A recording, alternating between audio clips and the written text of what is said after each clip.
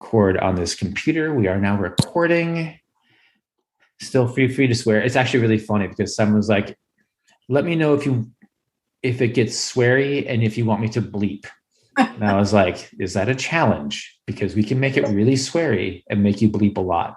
We're all pretty good at swearing. So. Yeah, certainly when I'm in the room, that's a problem. So swear away. Same here. They actually gave up. The first time they had me on the podcast as a guest, they gave up bleeping because they couldn't keep up.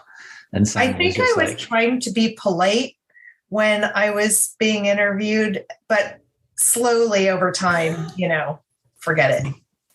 Yeah. I mean, just mark it explicit. Yeah. And exactly. Such wonderful. Yes. Yeah. They have such wonderful turns of phrase like Pratt and whatever, bullocks. Parental guidance. I'll be trying to insert bullocks into my sentences. Yes, please. Slaughter like I do. I say bullocks like B-U-L-L, and it drives them completely crazy because that's apparently a small bull in England, and it's not bullocks, which is apparently something else. So it's not bullocks, it's bollocks? Yes. Well, the problem is we had a department store here called Bullocks. We did. Did you? Really? Yeah, San Francisco. It was old school men's store, I think. No, women's too. I don't know. I think that's where my mom got my dad's Christmas present shirt. Bullocks. There, we said it. Bullocks. I think I've got a box in this house that says Bullocks on it. We should send something to Simon in that box. A Rolls and Tubes present. I will find it. It's either here or at my mom's. I'm sure. All right. I wish actually I'm gonna have to truncate the recording so he doesn't know because that's a surprise. You want to do again to start? Exactly. All right. So any questions, comments, concerns, particular shenanigans, hot peppers to eat? No? Okay. Everybody have a bottle? You don't have to have a bottle. All right, there we go. Okay, well, let's get to work.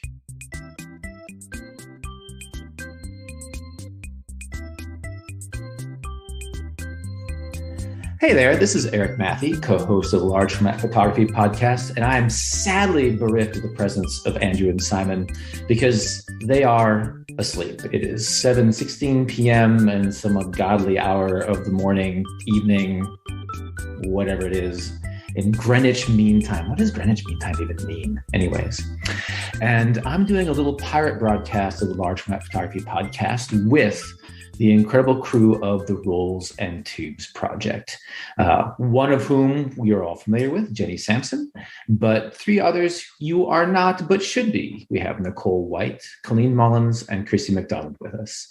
And the four of them have created a project called Rolls and Tubes, which my co-host Simon says, and I quote, Rolls and Tubes was, in my mind, an artistic high point of 2020. So, welcome, Rolls and Tubes gang, crew. Posse. Thank you. Posse. Thank you. Yes, thank you so much for that. For all of those things. It's nice to be described as such. As such. As the artistic high point, or as a crew, a posse, or all of it. All of it. Yes. It's all good. I mean, you could call yourselves like a murder of crows or something really cool like that. For sure. Oh, what's the term for Nicole, you're an educator. What's the term for a group of photos? Is it a cluster of photos? Is it like an edit of photos? Probably depends on how you feel about them. What if you love them? Then it's your work, right? Okay. The Rolls and Tubes. That doesn't make okay. All right. Well, sadly. So played.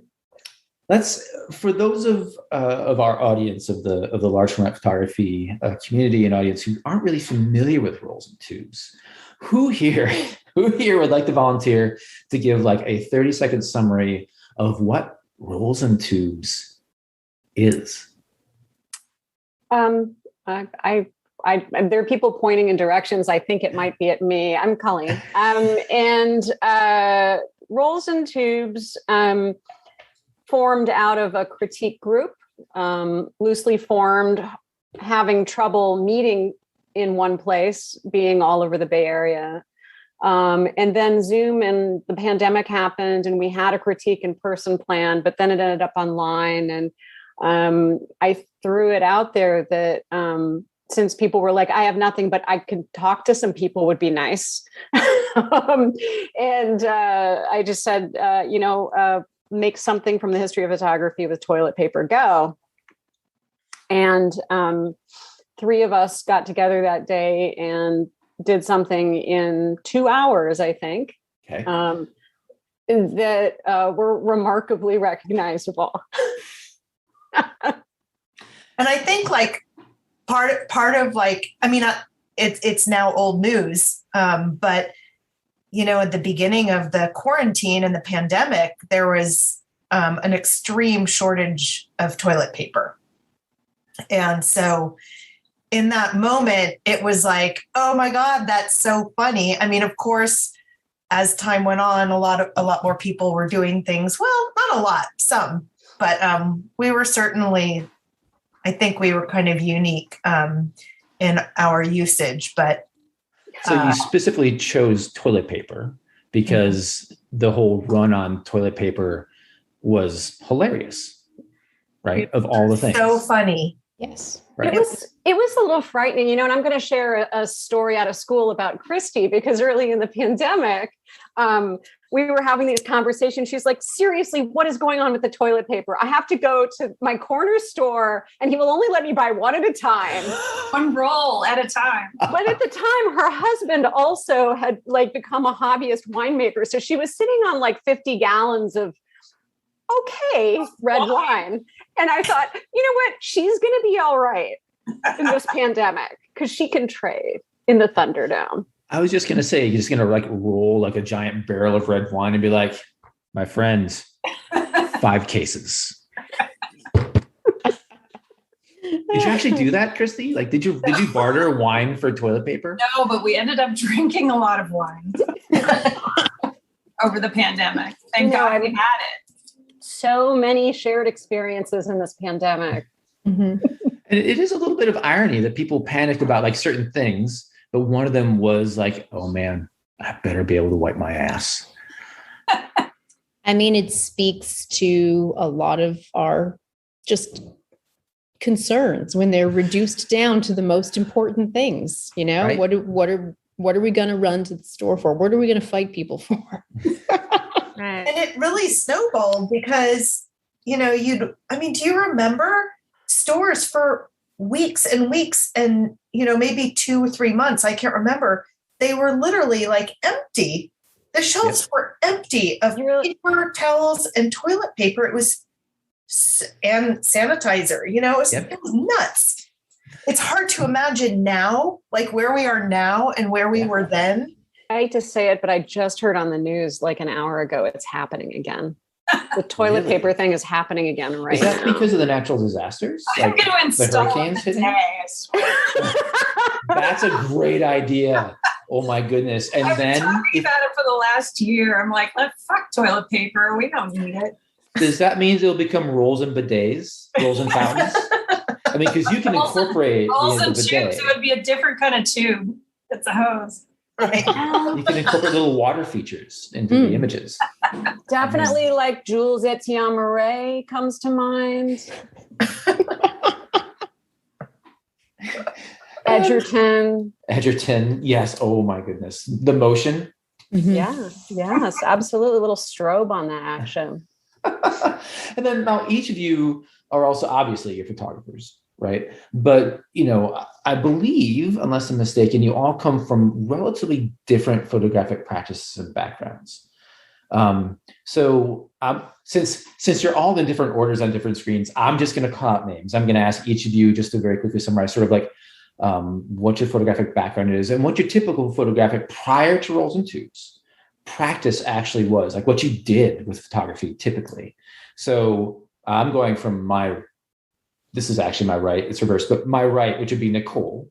What is your photographic background and what do you typically do with photography, at least pre-rolls and tubes? Yeah.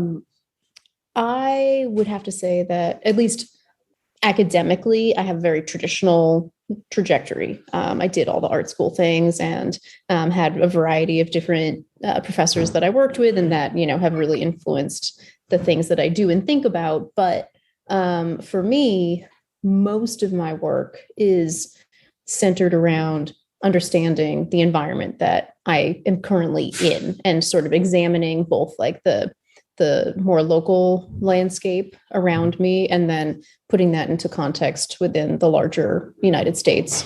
But I also have a really vested interest in art history and photographic history. And so I move back and forth between processes. So a lot of the conversations of what the images are talking about are similar or overlapping, but the way that I might go about making them changes. Right. And also, addendum for the audience, you also run the Diablo Valley College Photography Yes, I do. program, right? So you also essentially run a college level photography program I do. with, if I Yes. may add, a brand new killer darkroom that one of these days I have to come and see. Yes. Right. So, and then Christy, what about you?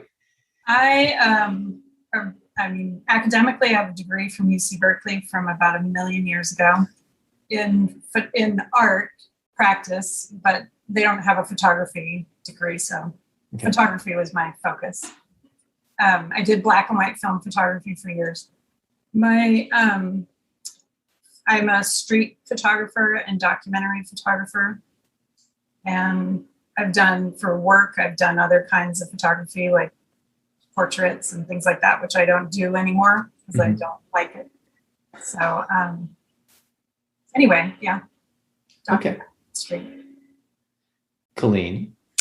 I have a strong academic background. I have a master's degree from the University of Minnesota and taught for many years and ran galleries for many years and decided to throw myself into full-time art about 7 years ago. I work primarily somewhere between photography and the book. Usually when I'm making pictures, I'm thinking about a narrative sequence. And most of my work comes out of something I've read or something that I've heard on NPR that has struck a chord that usually leaves me spinning around for a year or two in this topic or subject matter. And it can be anything from urban forest degradation at the hands of man in post-Katrina New Orleans, or to the removal of the McKinley statue in Arcata, California. Okay. And Jenny, last and certainly not least. Least would be me. I'm the host. I don't do anything. So I I have been pre-rolls and tubes, very focused on 19th century process, wet plate collodion, making tintypes. And for the last, I would say about 11 years, I was photographing skateboarders. I have a portable darkroom, and I was photographing skaters in traditional portrait method. This is not like action shots, of course. And I've worked on a lot of still life work. I'm also a chef. And so food has always been like a central thing in my brain, prepping large amounts of foods, cleaning cases of strawberries or mushrooms or whatever. All these geometries and just the beauty of these raw ingredients has always kind of been a pull for me. And so I've used those ideas to also continue with still life tintype of that subject matter.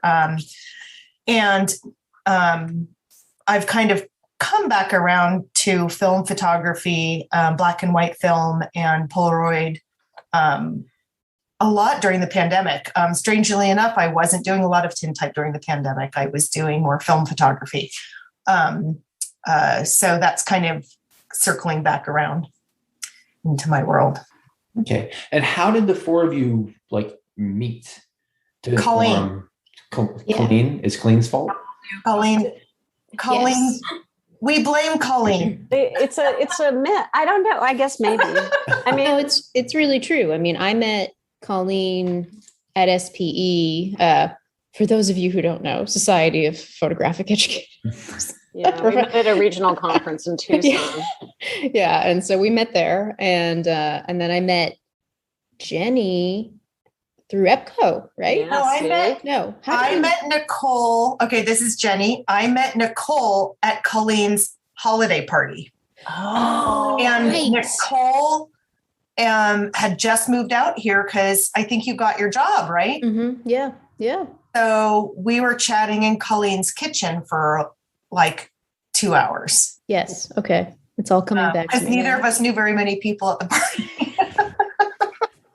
Me either. And I met Colleen. Well, I met Colleen at Photo Americas in Portland, Oregon in 2003. No, it was the one. 2005. It was the Lucida. It was maybe the first Lucida. I don't know. Anyway, No, Photo Americas, and then the next one was Lucida. Okay. But then, so we met there, but then we realized that Colleen and my brother had gone to high school together in San Francisco. So we didn't know each other growing up, but we had that weird common link. Yeah, small town. And then San I met Francisco, tiny little place.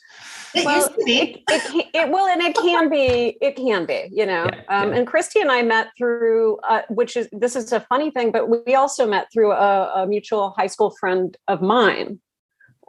So it's just sort of this weird meandering lines of photographers.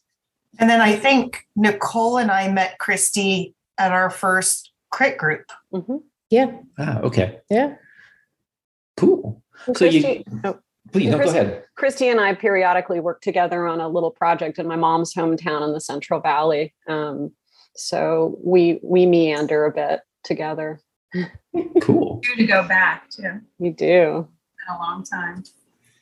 What town in Central Valley? Just my own personal curiosity. Gustine, California. You've passed the sign for it on Highway 5, but I assure you have never been to the town. Near Pea Soup Okay. Anderson's. Oh, yes. But Okay. the one closer to Northern California. Right. Okay. And you Yeah. might be inclined to pronounce it Justine. So you form the group, and then COVID hits, and you're locked down, and toilet paper is hilarious. Yes. Right? What made that become like not just like sort of a one-off or like a little bit of a running gag, and like to essentially it became its own thing, right? Like it sort of like I can say like, haha, we'll do this a couple times, then we'll go do something else. But how did it go from a chuckle snort moment to I'd like to know that too. yeah, well, okay, for the next 6 months, we're going to shoot fucking toilet paper, right? I'm going to just say that it was the first time I had laughed since I had entered my apartment on March 10th and not left. And that was addictive. Laughed and left. Yeah. We laughed Crying. so hard. We were Crying real tears. We were crying. It was Nicole, Colleen, and me, Jenny. And I mean, my background picture is that first one. It's the Diane Arbus twins. And I put it together so fucking fast. And I was like, I don't know what to do. Fuck it. I don't know how to do this shit. Bleep, bleep, bleep. Sorry, Simon. And I swear Nicole and Colleen started laughing so hard. And then I started laughing, you know. It was just, and so the first one I made was a Frederich Sommer cut paper piece. So good. And I didn't want to use any toilet paper. So I just used one square. Can't spare a square. and I was like, okay, I can make something with this one square. And I think part of the like allure of making these, you know, first and foremost, obviously, like we needed something to laugh about. Mm-hmm. You know, you're surrounded by like this, you know, you're in a bubble and you're surrounded by like who knows what outside of that. And so we needed something to laugh about, but also I think it really sparked our interest in making things that we didn't normally make as part of our photographic practice. And there's something really wonderful about that. And it became this inspirational thing where I would see what everyone else had made, and I would go like, oh man, how did I not think of that? Or look at how you took that image and you did this thing that I would have never thought of. And it really challenged us creatively to try to be as successful as possible while still being funny and still really like investigating and appreciating the history of photography. Yeah, I mean, totally within your home and using whatever you have available to you. So that was also a challenge.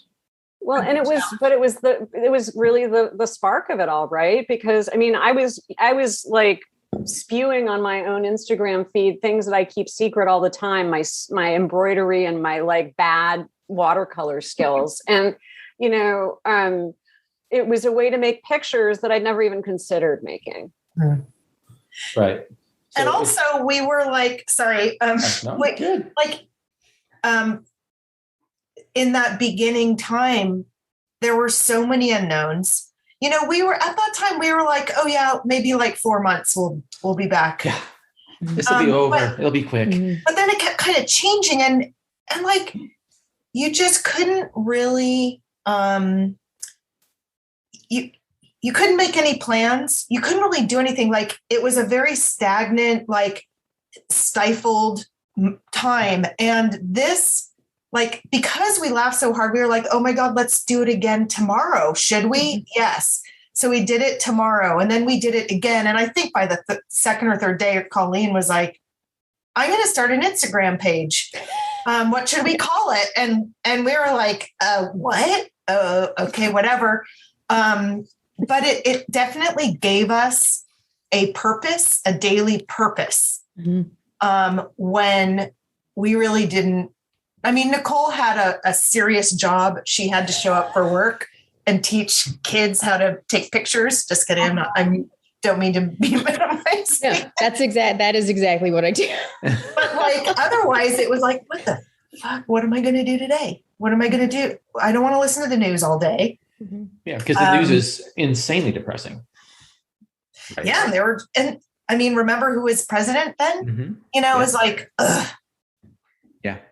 Give me something else. So it started off as essentially therapy almost. Yeah. Right. And quickly, like within, I thought it was like, oh, we'll do one. And then a week later, we'll do another. But no, it's like, it was a daily thing. It went from like therapy to like, what's my daily hit? Did it keep that velocity? It was somewhere between a therapeutic moment and the irresistible urge to up the ante. We became competitive with each other. I was going to say, it was incredibly competitive. There were definitely things that like we wanted to get to first. Oh, really? Like what? Okay, like what? Name one. Like it's always saying mine. Famously, Jenny and I went to the same Zoom lecture behind the scenes at the Museum of Contemporary Photography in Chicago. And I saw it coming. I saw Eleanor Callahan, that little tiny 3.5-inch print way far in the distance, and it was coming and she's getting closer to it. I'm like, I'm going to do it. And I texted it and said mine to Jenny. And I was like, I'm going to do that one. And then when Colleen texted that, I'm like, fuck. Like, that's something we never tried, is each of us doing the same picture. Oh, okay. We did. So I'm just going to, because actually one of the things I was hoping we could all be in the same place at my place. I was actually like, maybe I can get them to collaborate on a Rolls and Tube shot live.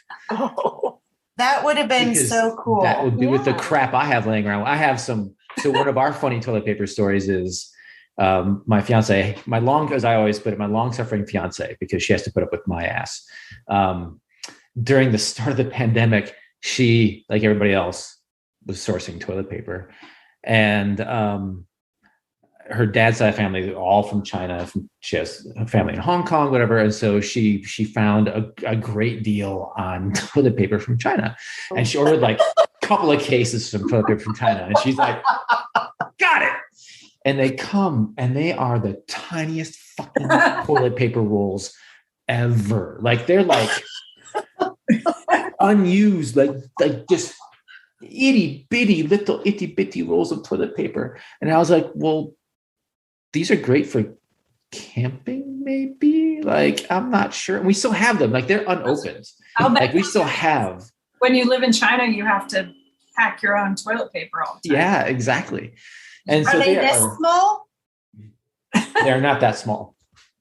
They're larger than the ability to wipe the crack of your fingernail, which is what those. So for the crowd, Jenny just showed me toilet paper rolls that were maybe The size of a thumbnail. Yeah, like half an inch or an inch, or 2 centimeters for the European crowd. The Brits are lucky; they understand both like metric and imperial, or whatever it is that we call the weird inch foot thing. They even have stone. I'm sorry, I'm going to rag on the British for a second. They still have stone. Like, I know my sister and her family still use it.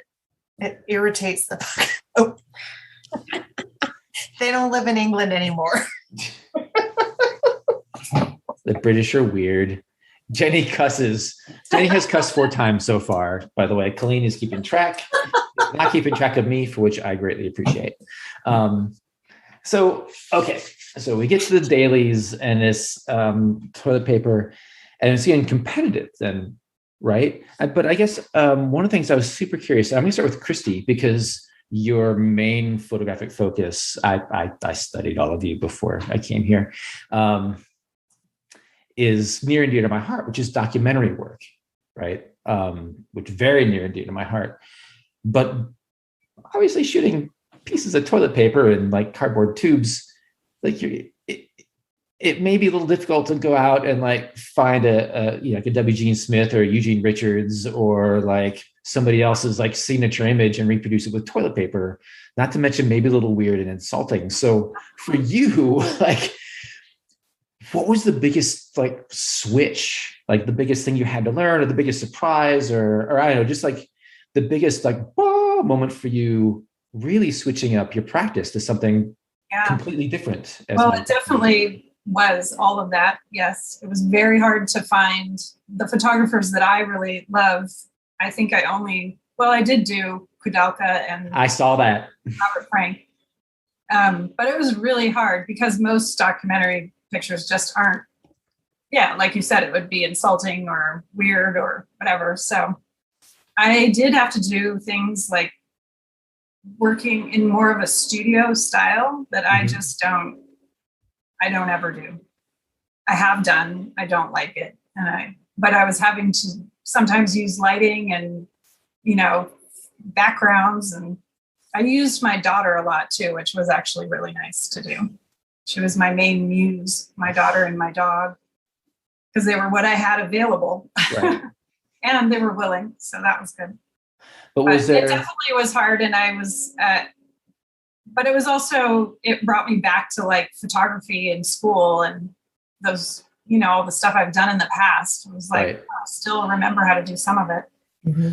Yeah. And I was going to ask, was there something that you like, oh, okay, this actually works really well. I might be able to apply this when, 6 months in, we still had 12 months to go, though we didn't realize it.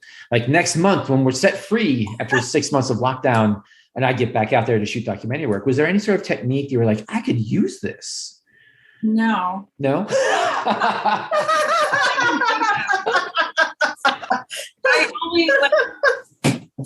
It's only made me feel like when I get back out there, I'm less practiced with just taking pictures of people without permission and without setting them up and without, Right.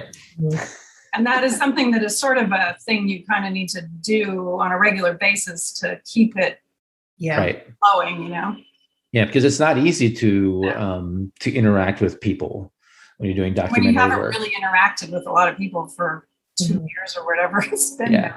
When you're used to being like, okay, toilet paper rule. So it'll be interesting to see what happens. Maybe something I've done will change. I don't really know. I haven't consciously know yet. You'll be like, can you just hold this roll of toilet paper for a minute? It has made me, and I'm sure we'll talk about this, we all sort of explored our own photography book collections to look for images. And it made me really look at the books I have and look more at what kinds of photography I like to look at and what I don't. Did that expand at least? I'm looking, I was hoping for some sort of aha moment. And it's actually sort of amusing that you're like, no, this is totally different than my actual professional photography. I actually have a huge stack of books next to me that I'm getting rid of, which is not the first stack. Like I've gone through and like, this is shit. What do I have this in my library for? And this is taking up space in my life. Oh my God, that's great. It's kind of funny. Okay, well, in that case, as doing the kind of photography I do, I am not familiar with some of these people that like Nicole has chosen, right? And Colleen and Jenny, but more so Nicole and Colleen, I think, because I don't really look at still life photography or abstract stuff or right. You know, it's just not. Yeah, it was a real learning experience. I mean, it was fun to learn about all these other photographers. I mean, I would say the same. Like, I don't necessarily look at a lot of the work that Christy looks at, and so for me, I took away a lot from the work that everybody made because it made me feel like simultaneously excited and like upset, you know, like, oh, there's so many things to look at. And oh, how have I never taken the time to look at this before, you know? And so, you know, I think we all sort of experienced that on some level. Right. And I think that's an essential thing, isn't it? That there is so much photography and so many people are overlooked. And, you know, how does that play out within the context of our massive, massive field? And so, I mean, it's exciting to, you know, I mean, sadly, I discovered people in my own library that I didn't know about. You know, there are some books I hadn't opened, you know, I think that in the end, that's probably the best takeaway is there's so much more to see. Well, actually, that brings up a question for me right now in this moment. Like you're talking about sourcing, you know, material from books and whatnot, which a lot of, for lack of a better term, like younger photographers don't necessarily have a lot of photo books, right? For them, their famous photographers might be somebody the five of us have never heard of on Instagram. Right, who've shot a bunch of editorial work for a magazine or publication we've never heard of. So, did each of you was it books that you went to pull these out, like classics, or were you like, hey, did you see this image in this digital publication that, you know, or editorial or whatever? Like, was books your sole place to go, or did you find other places to look as time went on? Well, I think we started with books. You know, and we looked through our own personal libraries and then we ran out of ideas because part of it too was, can I recreate this somehow? Are there circles in there that I could use a roll or the whole, you know, the tube or the roll? I mean, can I even replicate it in some way? And then, you know, sometimes, I mean, at least for me, I had books that had maybe a selection of photographers and maybe I liked, you know, some of them, but I only had a couple images. So then I'd look online to see what other work there was. But it did get harder. Like as time went on, it's like, oh my God, what can I actually make? You know? And so, and we did also, you know, over time, we were like, we got to find more, like, I don't know. I started, you know, women photographers was definitely after a while, it's like, oh my God, my library is primarily men. So I do have some favorite women photographers, but I want to find more imagery from them. And then, I mean, for that matter, after George Floyd was murdered, we actually took a break because we just felt like it was not the right time to be doing this work. It seemed kind of frivolous in a time of such horrific, just horrific times, And after that, it was like, all right, we need to really represent all people who are making photographs and who's missing from our libraries and who's missing from what we've been doing. Who's out there that we're not thinking about right now? Right. I think we were thinking about that even before then. We were. That really pushed it, but that pushed it the whole time. It was really hard to find Black photographers or women photographers. We found several women, but that it just didn't seem right to recreate photos by a lot of people. So it just didn't work for what we were doing. You didn't want to belittle them in some way. Right. I think there's a really fine line that we started to consider. There are images that are part of the traditional photographic canon that I feel like are perfectly good fodder for our creative energies.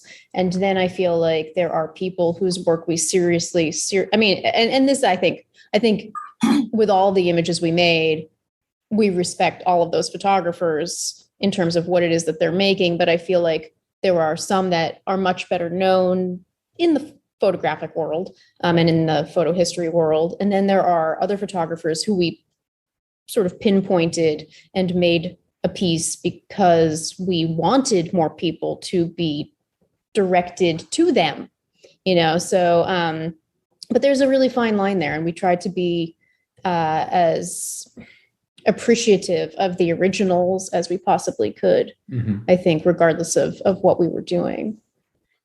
Right. Because I was going to ask, actually, you specifically, since you are so active in essentially education, right? How do you define what is classic, what is part of the canon that can be used for this, but also as you're casting your net wider to newer photographers who may not have a lot of books or widely well known, basically what is acceptable subject matter for kind of a lighthearted group therapy, but at the same time, you're going to represent photographers who are underrepresented in a fun and interesting way. So how do you decide who to go for, in a good way, not a bad way, not going after somebody with the cop with the spray, but to go and find work that's interesting and can be used in a way that's you're complimenting them even while you're having fun, basically.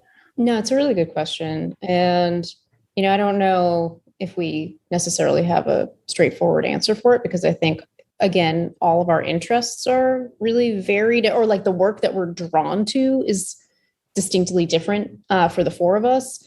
But I think that, there were some instances, I will pick one. I made a piece after a Christopher Williams photograph, and I intentionally did it because his work is so incredibly conceptual and on some level not at all about photography, but about the materiality of photography. It's not necessarily about the photograph. And so I wanted to point at that one and sort of maybe not necessarily knock it down a few, but go okay, I can do this too. And, but for the most part, it's that space between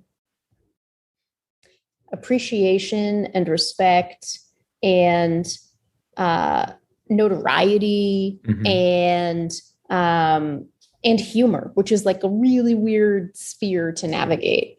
Mm-hmm.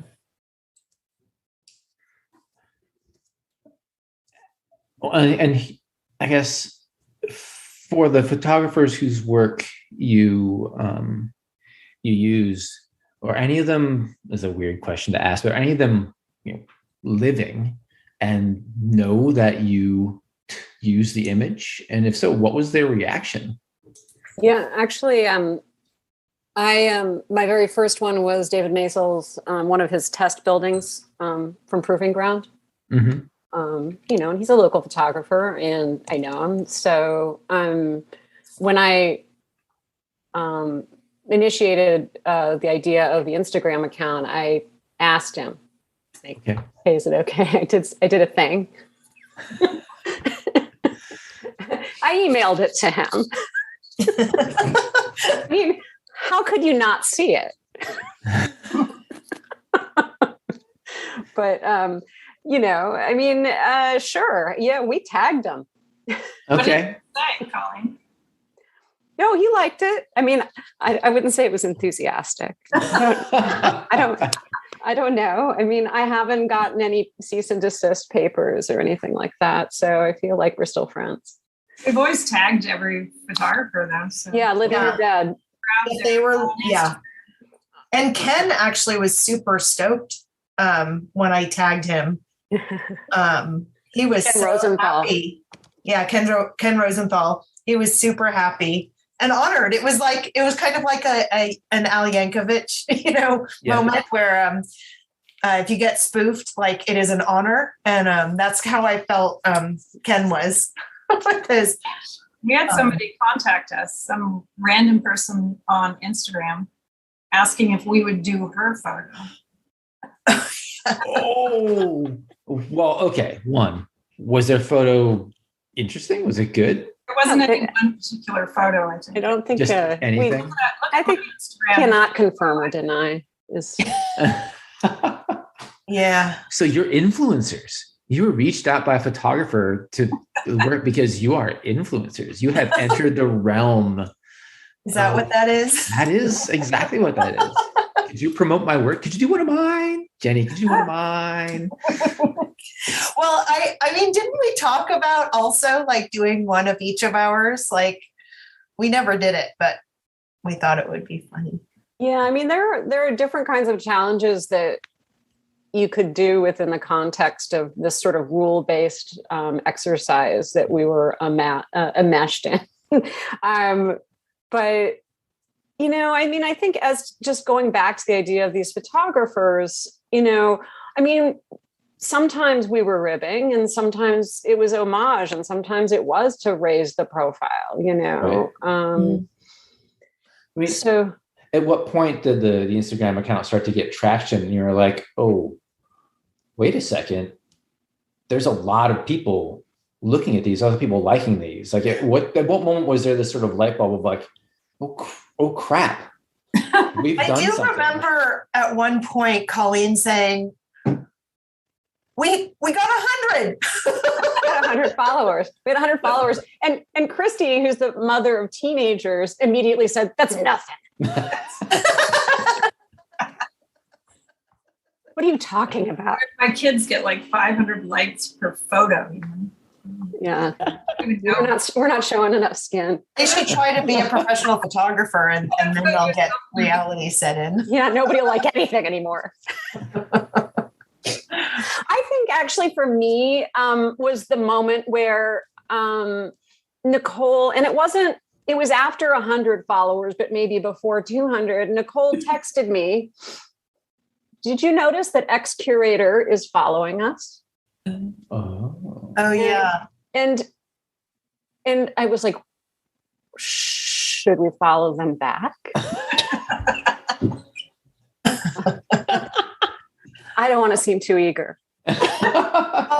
Colleen, like you are like truly like what you brought to, like you put it on Instagram, you knew about algorithms, you knew about hashtagging, you knew about all that stuff. I mean, I can't speak for Nicole and Christy, but I think I can speak for Nicole. We didn't know how that all worked. That's how you get people's attention. I mean, I kind of had an idea, but the power of all that stuff is real. And yes, actually, you just made me realize something that, like, and maybe maybe I've realized it periodically over the year, but all of us have Instagram accounts. All of us have wildly fabulous websites that you should all come visit. But we have been playing, we are not women, we are women of a certain age, and we have been at this for a long time. And it took a bunch of pictures of fucking toilet paper for people to pay attention to us. Yeah. And I'm all right with it. I made some weird different work for me, and it's okay because it becomes a calling card that's really valuable. And I think that could be maybe the most valuable takeaway to anybody who's like listening to this, maybe, is that like sometimes if you play outside your box, you win, like I feel like this has been massively helpful in people directing themselves to my other work. Is that the same for the other three of you, Jenny, Christine, Nicole? I think so. Yeah. I mean, I feel like I noticed crossover for sure. I mean, the way we would post work, we always linked each other. We were all connected with it. And I think because everyone had so much time, unlike at any other time in their lives, people of our generation who might not have spent so much time on their devices, suddenly, there was that time. There was really a way to discover new artists, and people on social media sites, and so. Yeah, I think that there was definitely, I don't know, Nicole and Christy, did you notice that too? I don't know. It's a really good question. I think there were some very interesting conversations and opportunities that came out of the work, like just being able to do things like this. We did a couple other online virtual talks with different photographic institutions, and then from some of those conversations, at least in my case, you get to start to network and talk about your other work too. And so, I think we all maybe had a little bit of that in different forms. Yeah.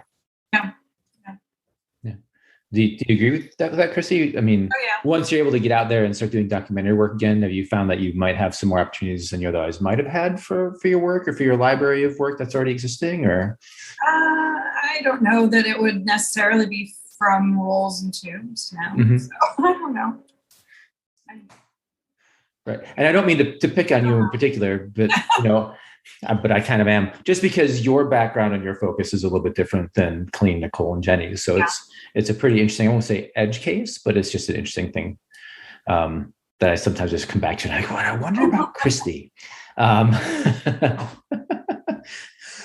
So it starts to become popular. Like this is going in order of time, I guess. And then at some point in time, like when did you start getting like calls from magazines? Like you were in Lens Scratch, and SPE came calling in Musée, who's the vanguard of photography culture. Like you got pinged by the vanguard of photography culture. Actually, I think we had like a dozen pictures done when we first heard from John Feinstein, right? And camera work. I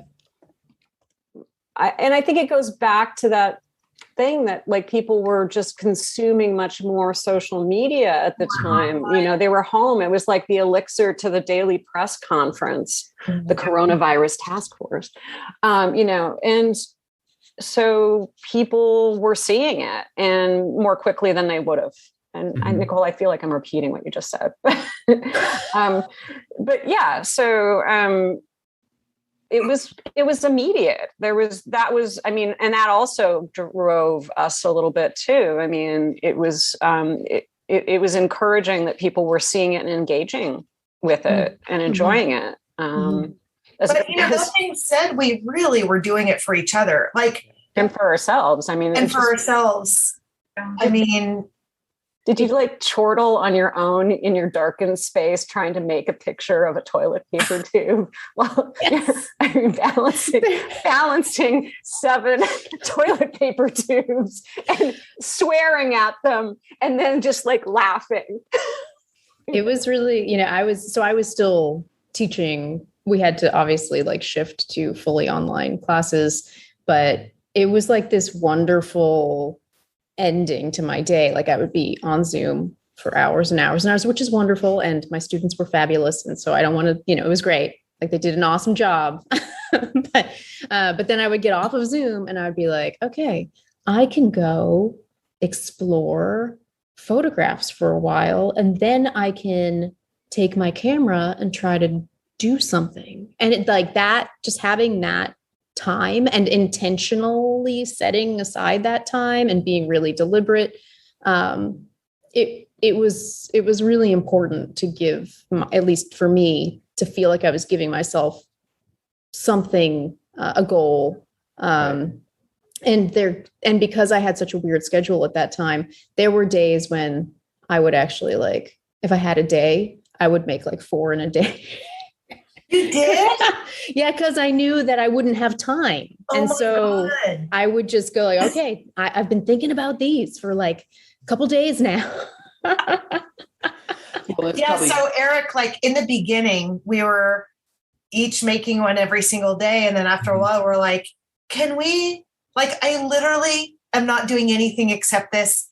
Can we change it somehow? So, like one a day from one of us, and then you post every 4th day, and we're like, okay, let's do that instead. Because it literally, like every single day, we each were doing it. It was intense. You guys pulled me into it. That is when we calls me up.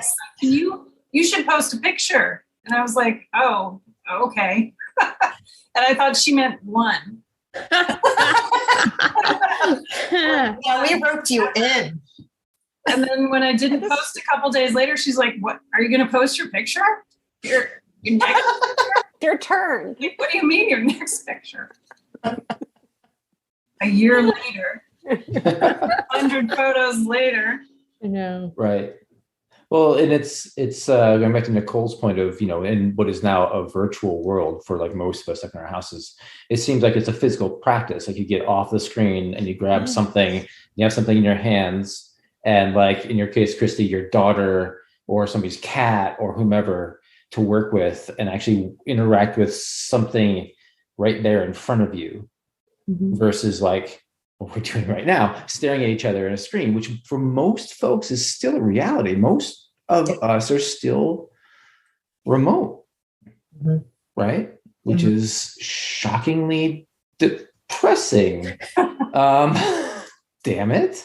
So that must have just been also, besides the laughter, some form of the therapy of actually doing something physical. Totally. And the accomplishment that you felt after doing it. Right.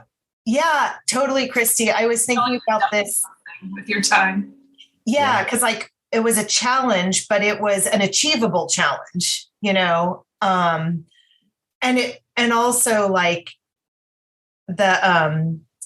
the bar was always being raised because I don't know. I think we all feel this way. I feel like none of you could feel this way about me, but that's because but like the 3 of you, like every time you guys posted, I was like, oh my God, I have to up my game. Like, that is so good. What am I not doing right? Or whatever it was. But, we all had ever find yourself at the point where you just like had a bunch of toilet paper and like a photo in front of you, probably just or something, you're like, just like throw them across the room and swear a bunch of just go stomping away, swearing that you're done with this forever. Well, we didn't throw toilet paper because, valuable. It was valuable. Yeah. I used to text her at midnight saying, fuck this. I can't do that. I'm sorry, Christy, did you say sometimes? Almost every every. And it was like, here's my photo. It's total shit. It was like 11 o'clock was like, I'm not doing this anymore. I'm not doing this. It's a total failure. Midnight was like, I think it's workable. And then like somewhere long after I'd gone to bed, there was like all of this information and imagery that passed. And then like an amazing fucking post. I mean, I didn't know about any of that. So yeah. I mean, I think for me at the beginning, I just was really interested in the physicality of the toilet paper. And I had a, this little backdrop on my deck that I was photographing my artist books with. And so that became sort of my little studio, but it was really very connected to the toilet paper. And they were simple, but 4 or 5 of them into it, Nicole said, you should look at Erin Sherrif. We just saw her work at SF MoMA and you have a setup for it. And, I had forgotten about that work, and that picture changed my game completely. It was the first time I thought to scan the toilet paper. It was the first time that I thought to like construct more than just the physical object of the toilet paper. I had made a really elaborate construction of Alex Soth's little ice house from Sleeping by the Mississippi, carefully painting little tiny pieces of toilet paper laundry for a laundry line. But I was still so cute. Really just very moored in simplicity, and the expansiveness came later, I think for me, like that was kind of the game for me. Like I really got some weird joy out of figuring out all the different ways that I could. And I know you laughed when Colleen said this, Erik, but the physicality of the toilet paper is important. That's such a good turn of phrase. You just never understand until you try. Exactly. Like once that's all you have to work with, you look at it really closely. But I mean, for me, it was like I could use it in all these different ways, and I ended up making collages with it and like photographing it and then intentionally like rephotographing it or photographing it and then printing it out on a really terrible printer and then cutting it up and then pasting it together, and like using it for material for a cyanotype, like just to create a shape on a piece of cyanotype paper, like all these different things. I used stock photography of toilet paper. like it was this really kind of weird headspace that I got into where I was like, okay, all right, what's the way that I can how can I do it this week that is distinctly different from last time and the time before? And it was like a really weird challenge. I really enjoyed that part of it. I have to say, listening to you, Nicole, I kind of miss it. I miss that time because you're like, no. I mean, I'm kind of not so busy right now with things, and I haven't been able to create anything lately. And I miss that every day I had to make something. I had to, I was accountable to my fellow tubers and I miss that, requisite creation, daily creation. I do. So what is the current velocity? Like, are you still making those images? Are you taking a break? Is it like once a month, or is it just? It is a completed project. It is done. And Yes. we've focused a great deal of time over the last 6 months working on a book. And as Nicole was talking about the physicality of the material, I was reflecting on the fact that the piece that we've made has some of that in it. It has the toilet paper texture, and because it's what we've made is a box of flashcards. An artist book. So it's a box that you open, and when you open it, you're greeted with a pattern of toilet paper inside. So what would be an end sheet on a traditional book, a patterned book paper, is the interior of this box, much like it's the interior space of all of this work. You heard it here first. This is like literally the first time we've spoken to anybody except us about the book. Oh, Yeah. Well then, FYI. let's talk about that. So let's talk about the book then. How I went from this to some, almost immediately, right? You started to get some recognition. But where did first we'll start with, where did the book materialize from? Do you have a publisher? Are you self-publishing it? Did someone come to you and say, we would like to publish a book? Well, the easy answer is we're self-publishing. Okay. I don't remember actually how we started on the topic of a book. I'm always pushing for the book form. It might have been my fault, but I things, think, apparently. Like the Instagram and recreating pictures of toilet paper.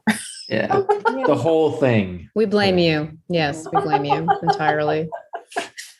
But I think, to the point of the question of did somebody come knocking or what have you, there needed to be a bookend to this time. There needed to be something to maybe refine. I don't know. Was that a pun? That was a pun, right? A bookend. Sorry. Yeah, no, it was. I thought it was both poetic and punny. But I think, the investigation of a book, in the photography realm is one that's very complex. And there's a lot of, people making money, usually not the photographers. For me, it's unquestionably, unless somebody comes calling and says, you are going to be treated like Richard Avedon, I'm making my own. Right. You're rolling your own. Yes. But and I think that collaboration and being able to service only ourselves in the creation of a work has made something that's quite beautiful and collaborative. And I think we all also, because of, I don't know. I'm not going to say that's because of the type of photographers we are, but I think we all desired to make something physical. We really wanted to see what these things could do outside of social media. Right. And also some of the work, we submitted work to calls, to contests and stuff. And some of the work, was printed and hung on a wall. Mm-hmm. So we were like, okay, so it can be a physical thing. It's not just a virtual body of work. It can be something physical. So, and last summer we did a fundraiser where, people donated, I think it was $100 to any of, a selection of organizations supporting Black Lives Matter and stuff like that. Then they could get a print, and we had 4 prints on offer, one from each of us. And so, at that, I think maybe that was the first time we saw them printed. Mm-hmm. And it was really flipping cool to see them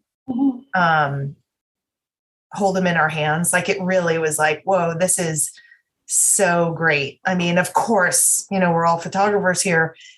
The actual object is far superior to anything on Instagram or Facebook, computer screen. So, I don't know, maybe that planted a seed that we didn't really even think about at the time. Mm-hmm. Were you able to use any, I'm assuming not, but that's the question, in the book itself, because the images are, I won't say reproductions, but homages to pre-existing work. Did do you just say this is like the name of the work that it's based off of? And if somebody wants to know what that is, they can go look it up themselves, because otherwise the rights issues would be... So the licensing would be pretty pricey on, say, I don't know, an Edward Weston. And so, I mean, there was definitely the opportunity, if we wanted to, with living photographers, to get permission. And I feel like that wouldn't have been hard. But the purity of reproducing the curiosity and the excitement of that first day when Jenny put up those 2 chubby rolls of toilet paper with little tiny bow ties made out of toilet paper tube on them. And I said, oh my God, it's the Diane Arbus. I want that for every person who opens this box. Mm-hmm. You know, I want people to say, oh, that's Anna Atkins. And then, you know, go to another one and say, I don't know who that is. And I still don't know who that is. And now I'm going to Google who that is. Are the images laid out in the order of creation, or did you sequence them? They are in chronological order based on the date of the original photograph. So they're in they are arranged in a history of photography. In the original's historic context, not so the Rolls and Tubes historical context. Yeah, because we were all over the place. Yeah, so you start in, what's the earliest one we have? It's the Atkins, right? Is that? No, I think it's it's your Talbot. Oh, okay. Yeah. So we start in the mid 19th century. In the beginning. Some of the British audience may be familiar with Mr. Fox Talbot. Mr. Talbot. And also with Anna Atkins. Yeah. And so we have a pretty good... The other thing that was really interesting about that process and putting them in the actual historical chronology was seeing what a wide range we actually had. Mm-hmm. By accident. Totally by accident. Yeah, totally by accident. So we know what the oldest one is. What is the most recent? Where is it? What's the bookend of the bookend? What is it? What is the date? It? Colleen, is it yours? This is the Aaron Sherrif? It might be the Aaron Sherrif. Yeah. Yeah, I think it is. What year is that one? That's like 2019. Yeah, there you go. Yeah. Oh yeah, because I have a 2016 in there. Yeah. And, you know, we did a little bit of writing for the book collaboratively. And one of the things that we urge the viewer to do is to find their own sequence. I mean, one of the opportunities of a book that is in sheets is to create your own narrative. Right. Yeah, which is actually, that reminds me of Dorothea Lange's exhibit at the California Museum of Oakland, where they went very much into her practice of very aggressively cropping to fit narratives and arranging. And they actually had workstations where you could take a section of her work and lay it out in different orders and also play with cropping, which I thought was a very interesting thing. A very interesting thing to just acknowledge, like how much, especially with her work and other work of documentary photographers like the F64 group, whatever, like cropping can be a huge difference versus like purists like Henri Cartier-Bresson, who's just like the entire negative or nothing. So, you know, actually he wasn't quite like, he was a very nice gentleman, but still like very politely, the entire frame or nothing. Everybody has their way, you know, but to see kids, like teenagers, sit down and look at it and then start to do that and play with those was really cool. Yeah. I thought, to experience as just an observer of a museum exhibit. Plus, I mean, Dorothea Lange was a goddess who was amazing and like whose work should be worshipped forever. But not that I have opinions on these things, but I might. But back on topic. Actually, did anybody do a Dorothea Lange? Anybody? Yeah. You did, Jenny? Yeah. Did you? Oh, that's right. That's right. Which one? It is like Highway 45 or something in Arizona. Is that what it is? I can't even remember the actual thing. There was one that Jenny, I think you kept sending to me saying, you got to do this one. And it was Dorothea Lange sitting on the top of a car. Oh, yeah. Holding her. Why didn't you? That would have been so good. I just couldn't see. Fiona, let's see, I'm looking it up right now. Oh, I got it. Yeah, The Road West. The Road West. The Road West. Well, Yes. that was your title. Hers was the Road West US 54. Yours was the Road West TP 54. Right. Nice. Because you have to have TP. Yeah. Another thing, with the whole series was our play on the titles, retitling them, Yeah. which was really fun. I mean, it was all, it was really fun. Just at 1:30 in the morning when Christy would think she was done, she'd have to title it. Oh God. And then she go back to texting you, I can't do this. Oh yeah. Yeah, that copy. was hard. But so you have the book, self-published. How do people? Well, I have a few questions around that, but like, how do people get it?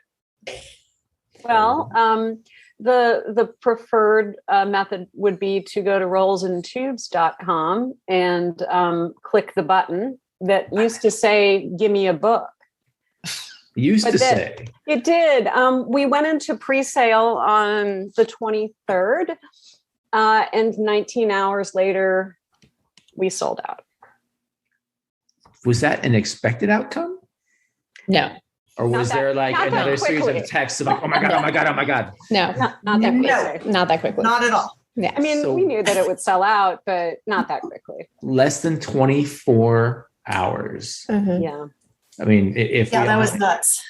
Was there like a mic drop? Or like it was very intense. Like, it's funny that you said that, mic drop, because that's what we used to always text each other after we posted. I think. Oh my God, that's Funny funny.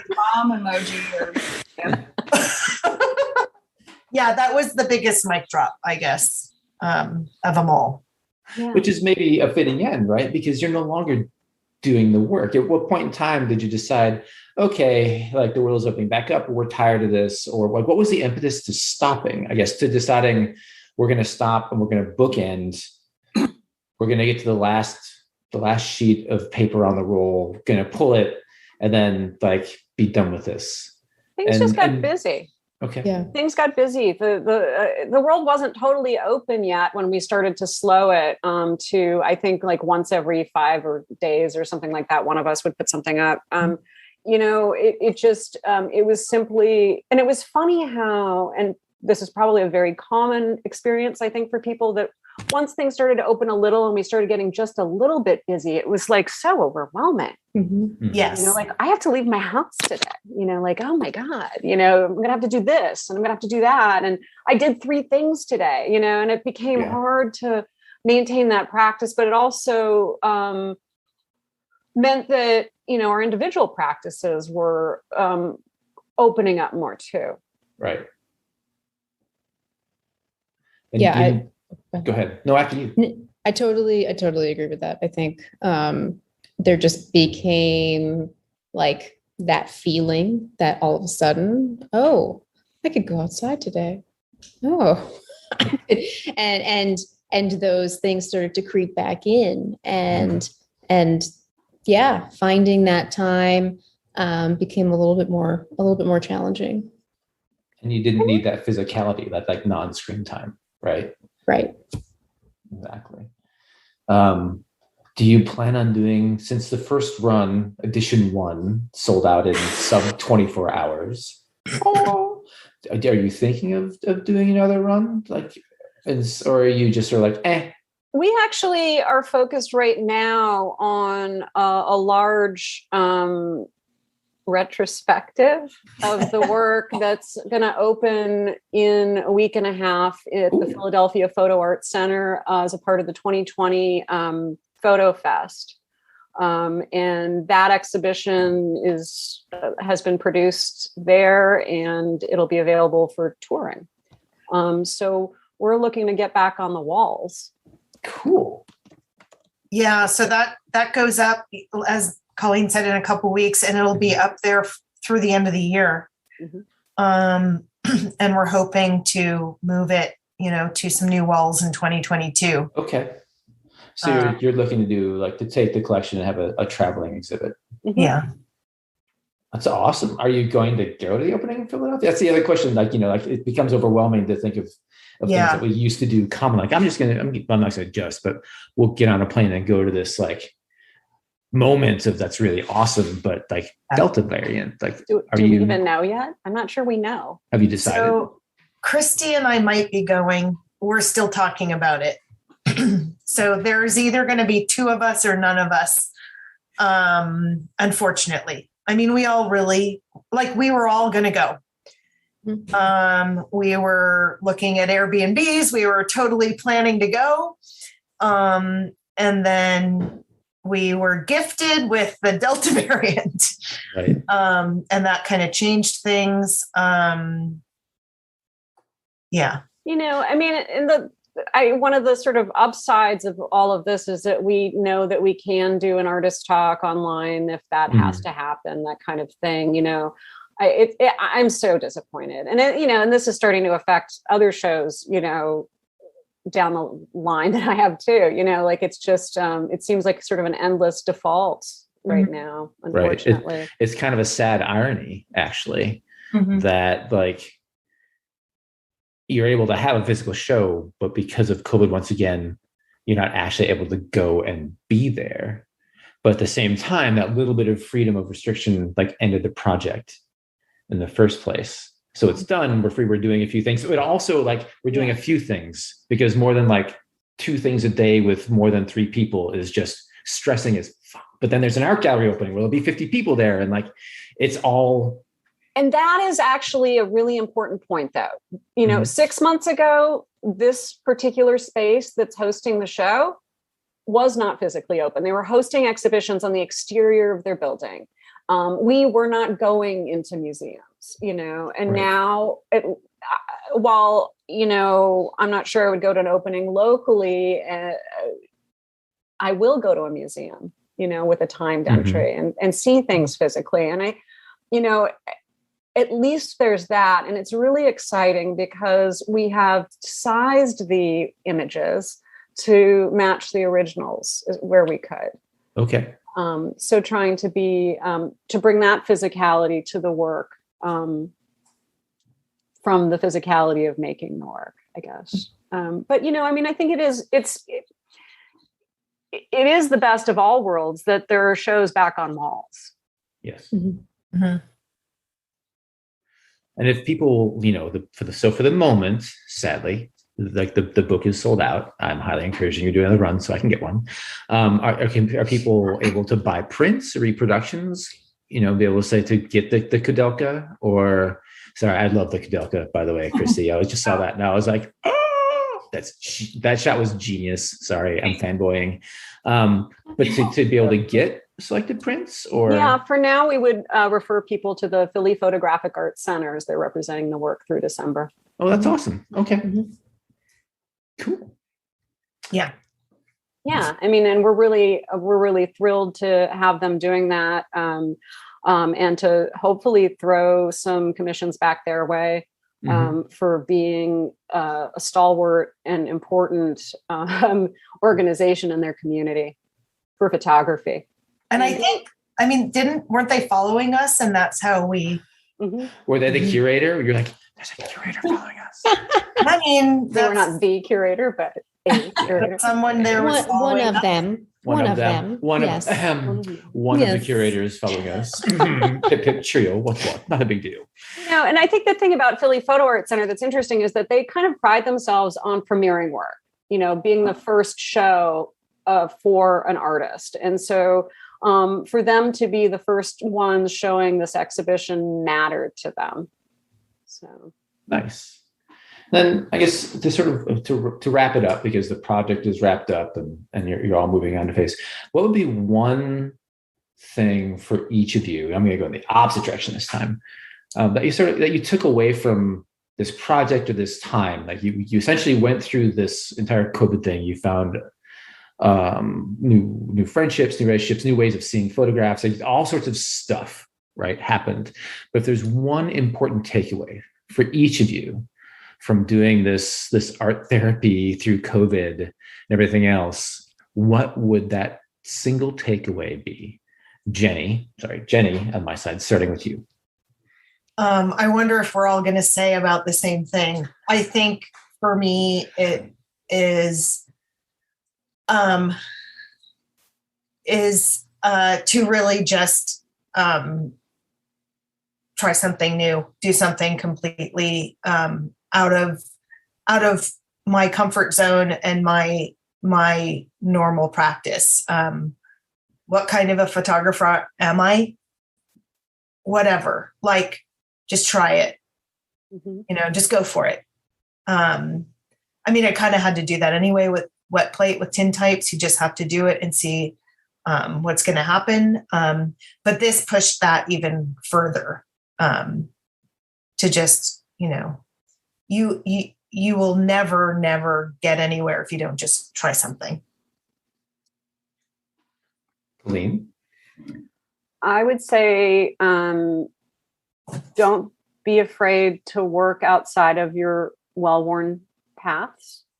Don't be afraid of failure. Try it a 12th time. Which is what Nicole usually told me about midnight myself.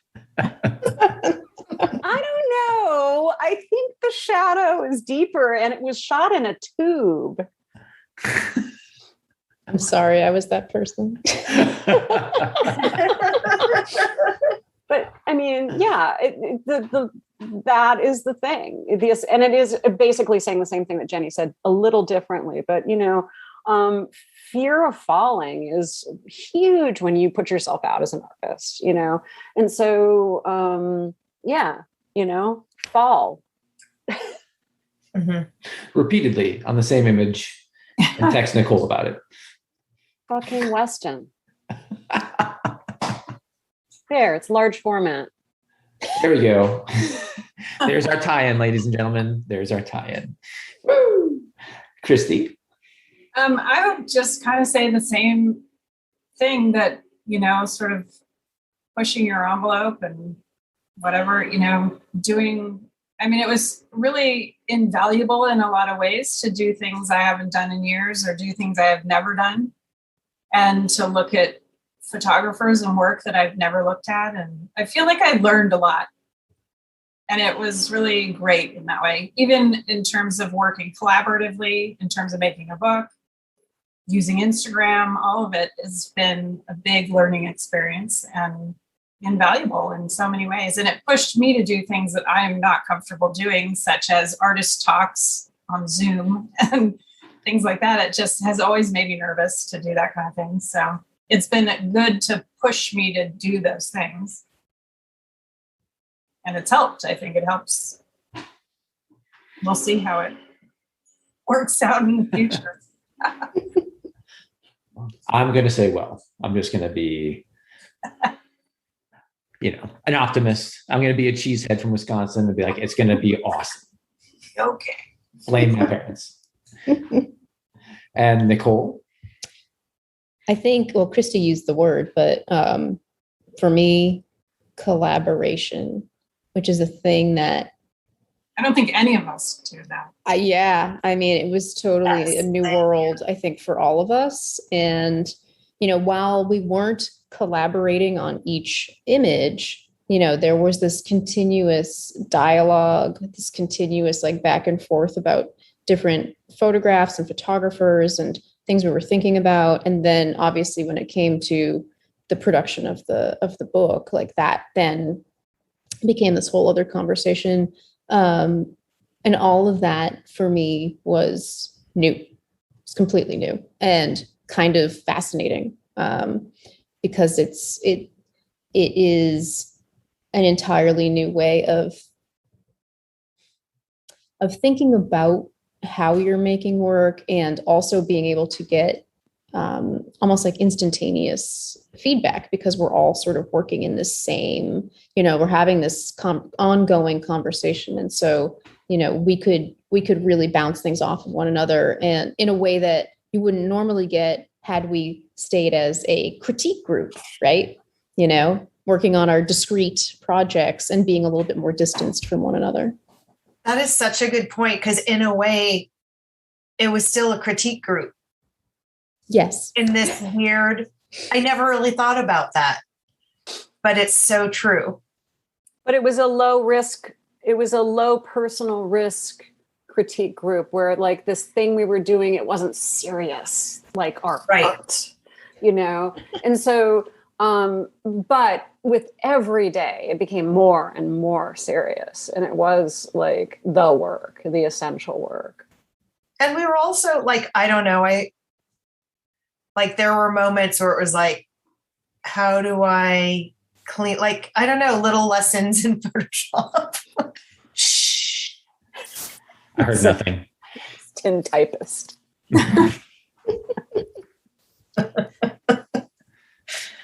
Well, thank you, all four of you, Jenny, Colleen, Christy, Nicole. Thank you so much for coming on to this call it Pirate Radio, No Simon, No Andrew USA edition of the Large Format Photography Podcast. And I can't wait to see the work when it comes here to the San Francisco Bay Area. Yes. I hear there's a gallery opening in Oakland. Yeah, there might be. And for those of you who are over on the opposite coast, you should definitely go see the show in Philly, or go to the website Rolls and Tubes. Oh, one last thing. For each of you, I'll go the opposite direction. I'll just keep going in different circles. No, I'm going to go to a completely different place. Let me start with Colleen this time. How can people see and find your work online individually? So Colleen, where can people see what it is you do when you're not doing Rolls and Tubes, which you're not doing anymore? I'm at ColleenMullins.net, 2 L's, 2 E's, 2 L's.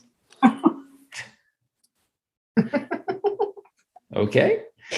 Instagram account, anything like that? Yes, I'm on Instagram too. Okay. Colleen_Mullins_photography. And that you might also find some books and embroideries and rando paintings. All right, Christy? I have a website, ChristyMcDonald.net, and I'm at Christy M Photo on Instagram, where you'll see probably a lot of pictures of water as I swim in the bay. And nice. That's my beautiful obsession for the past year has been taking pictures of water. So cool. Nicole? You can find me at NicoleWhite.net, and other Nicole White is my Instagram. And because I'm the other one. If you Google, it's amazing how many Nicole White artists there are and how many Nicole White photographers there are. It's actually really impressive. So I'm the other Nicole White. Did you ever think of having like a Nicole White group show? That is an excellent idea, and maybe in the near future. Happy to help. I'm here for you. The idea, man. I just throw things out there, and just if somebody sticks with it, that's cool. Jenny, how do people see your work? I am at jennysampson.com, and my Instagram is Jenny Sampson Photography, and also Jenny Ruth 22. And by the way, if you go to Tubes and Rolls, Rolls underscore and underscore Tubes, you can see the whole breadth of our project. Our links to us are on there as well, in case anyone can't write fast enough while listening to this podcast. You can Google it. You can Google us. Go to the Googles, my son. Go to the Googles. Well, again, thank you very much for coming on. I had a blast. I'm bummed we couldn't get together in person. Curse the COVIDs, but sometime in the future, I am looking forward to it. So, thank you so much, Erik. That's my pleasure. Fun. So much. Thank you. This was great. Super fun. And bye. Bye. Bye.